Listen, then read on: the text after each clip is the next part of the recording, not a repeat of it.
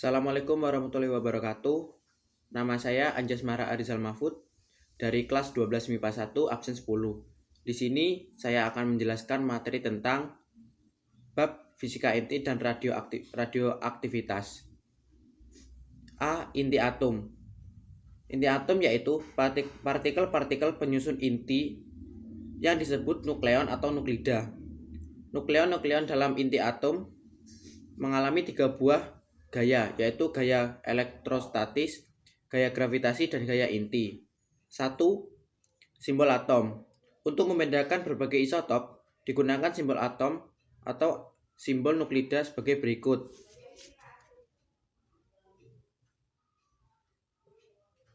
Yang mana huruf X adalah nuklida yang memiliki simbol kimia X.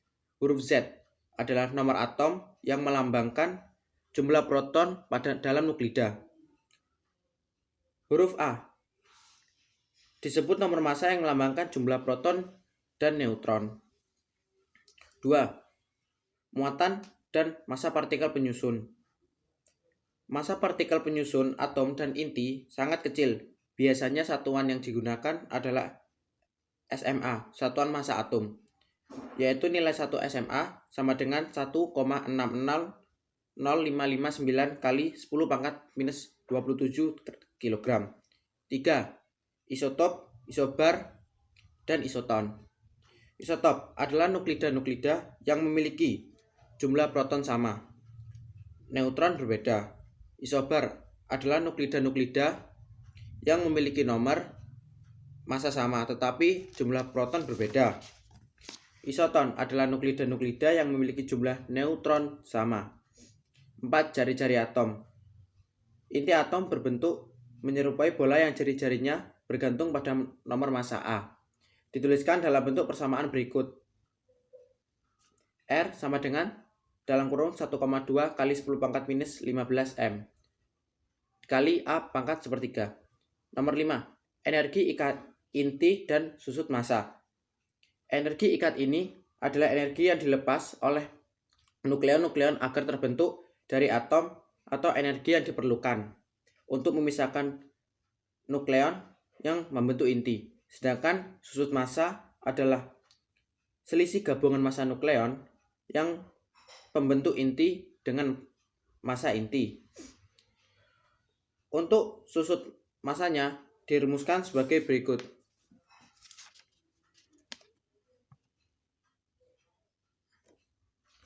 Hubungan antar energi ikat inti dengan susut massa dituliskan dengan persamaan berikut yang menghasilkan rumus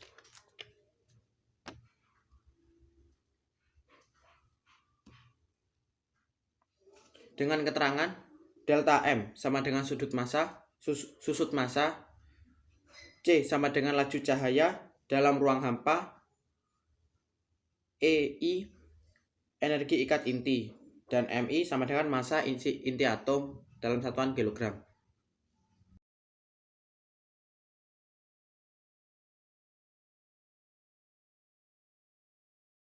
Assalamualaikum warahmatullahi wabarakatuh. Nama saya Stefan Akbar, kelas 12 IPA 1, absen 35. Kali ini saya akan menjelaskan tentang reaksi inti. Peluruhan inti atom menjadi inti atom lain secara alamiah disebut dengan reaksi inti. Berbeda dengan reaksi kimia di mana yang berperan itu valensinya, pada reaksi inti hanya inti atom yang bereaksi. Yang pertama, energi reaksi. Misalnya, inti atom X ditembakkan partikel A akan menghasilkan partikel Y, maksud saya inti Y dan partikel B. Juga dapat ditulis seperti ini. Pada energi reaksi terdapat 4 hukum kekekalan energi yang harus dipenuhi, di mana momentum, energi, nomor atom, dan nomor massa setelah reaksi dan sebelum reaksi harus sama. Untuk menghitung energi reaksinya dapat menggunakan rumus A plus X menghasilkan B plus Y ditambah E, di mana E adalah energi, di mana E sama dengan massa partikel A ditambah massa inti X dikurangi massa partikel B ditambah massa inti Y dalam kurung dikali 931,5 MeV, di mana jika E lebih besar dari 0 maka dia sifatnya melepas energi. Jika E lebih kecil dari 0, maka dia membutuhkan energi. Yang kedua, reaksi fisi. Pada reaksi ini, yaitu terjadi peristiwa pemecahan inti atom yang berat menjadi inti yang sedang. Pada reaksi ini biasanya menggunakan tembakan sinar alfa, proton, neutron, dan sinar gamma. Kemudian reaksi berantai. Pada reaksi berantai terdapat dua syarat yang harus dipenuhi, yaitu menggunakan uranium dengan jumlah neutron dan proton 235, di mana ini sangat langka di alam, totalnya hanya 0,718%. Yang kedua, neutron dengan energi yang cukup. Jika energinya tidak cukup atau bagaimana, dia tidak akan terjadi reaksi. Kemudian reaksi fusi. Reaksi fusi adalah kebalikan dari reaksi fisi, di mana menggabungkan inti atom ringan menjadi satu inti atom berat dan juga partikel-partikel elementer serta melepaskan banyak energi. Pada reaksi fusi, energi yang dilepaskan lebih besar daripada energi yang dibutuhkan dalam reaksi. Sekian, terima kasih.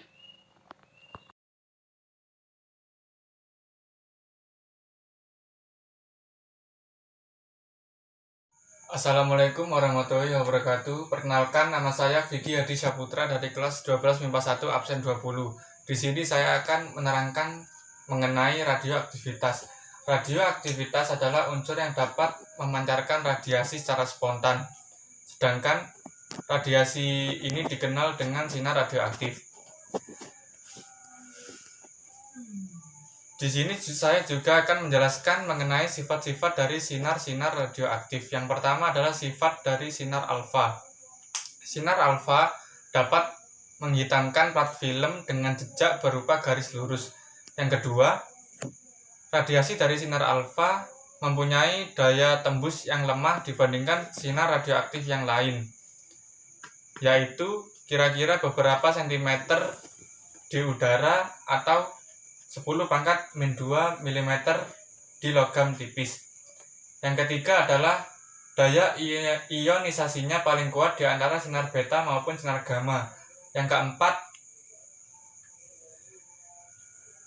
kecepatan dari kecepatan partikel alfa berkisar antara 0,54 sampai 0,07 C. Dan yang terakhir adalah dibelokkan dalam medan magnet maupun medan listrik. Yang kedua adalah sifat dari sinar beta. Sinar beta mempunyai daya tembus yang lebih besar daripada sinar alfa, tetapi lebih kecil dari sinar gamma. Dan yang kedua, dibelokkan dalam medan magnet maupun medan listrik. Ketiga, kecepatan dari sinar beta berkisar antara 0,32 hingga 0,9 kali kecepatan cahaya. Yang keempat, jejak partikel acak karena hamburan dialaminya di dalam atom.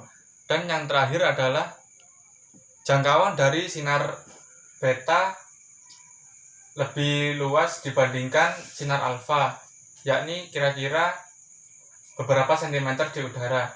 Dan yang terakhir adalah sifat dari sinar gamma. Sinar gamma merupakan radiasi gelombang elektromagnetik dengan energi yang tinggi atau panjang gelombang yang sangat pendek. Yang kedua adalah tidak dapat dibelokkan dalam medan magnet maupun medan listrik. Yang ketiga, kecepatan dari sinar gamma sama dengan kecepatan cahaya. Dan yang terakhir adalah daya tembus dari sinar gamma paling kuat, tapi daya ionisasinya paling kecil dibandingkan sinar-sinar yang lain. Demikian materi dari saya. Wassalamualaikum warahmatullahi wabarakatuh.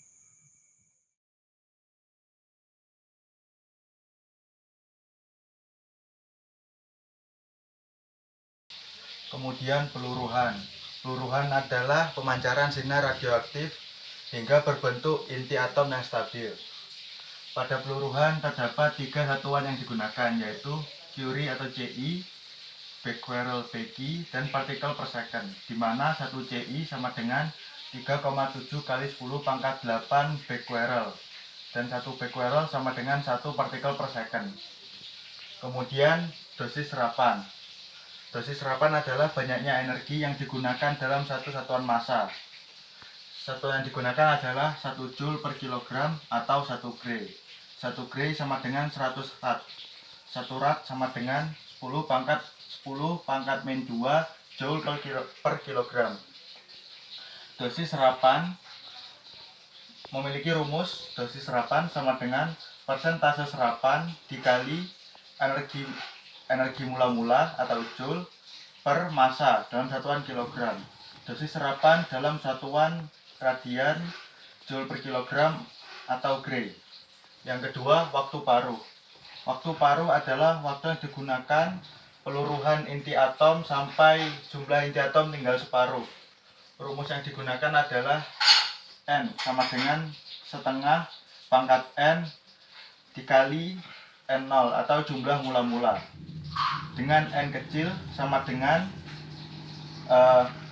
waktu peluruhan dibagi waktu paruh, atau bisa juga dimana waktu paruh sama dengan in 2 per lambda sama dengan 0,693 per lambda, dimana lambda adalah tetapan peluruhan. Selain itu bisa menggunakan rumus N sama dengan N0 atau jumlah mula-mula dikali bilangan natural, yaitu 2,718 pangkat min lambda dikali waktu peluruhan. Dan yang terakhir, aktivitas radioaktif. Menggunakan rumus A sama dengan lambda dikali N atau jumlah partikel, jumlah inti.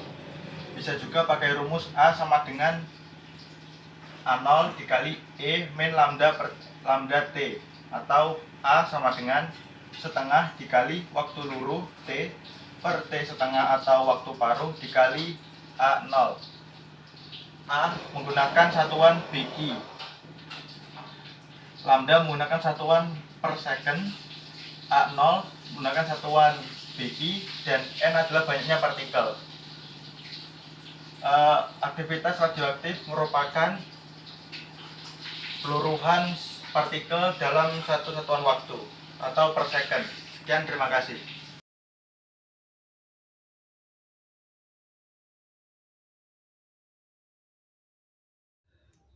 Perkenalkan, nama saya Fathul Aulia Januari dari kelas 1291 18. Di sini saya akan menerangkan mengenai pemanfaatan radioisotop.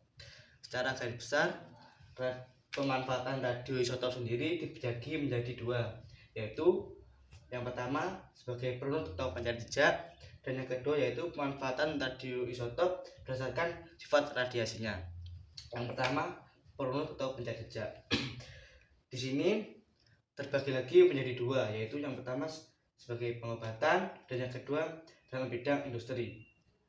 Dalam bidang pengobatan ini, dalam teknik penurut radioaktif, sejumlah unsur yang membawa unsur radioisotop akan dirunut dan akan dimasukkan ke dalam tubuh, biasanya akan disuntikkan ke dalam tubuh manusia. Yang kedua yaitu bidang industri. Dalam bidang industri, misalnya untuk mendeteksi kebocoran suatu pipa penyalur minyak atau biasanya pipa gas, dapat dirunut dengan cara menyuntikkannya sejumlah radioaktif ke dalam saluran pipa tersebut. Yang kedua yaitu pemanfaatan radioisotop berdasarkan sifat radiasinya.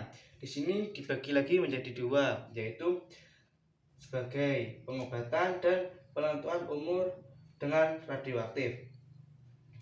Yang pertama yaitu pengobatan. Sifat radiasi radioisotop dimanfaatkan dalam dunia pengobatan untuk membunuh sel kanker.